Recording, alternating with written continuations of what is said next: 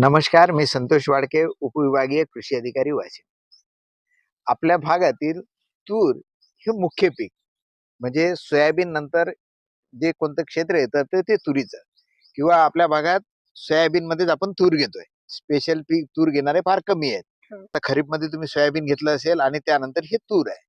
बऱ्याच वेळा मात्र या तुरीला आपण दुय्यम पीक समजतो. परंतु आता तुमची तूर पाहिल्यानंतर असं दिसतं की हे तूर आता मेन पीक आहे.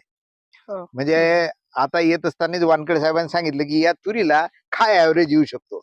ज्याप्रमाणे याच्यामध्ये शेंगाची संख्या आहे, फुलं आहेत किंवा ही 5 दाण्याची तूर आहे, तर किती उत्पादन येईल म्हटलं साहेब?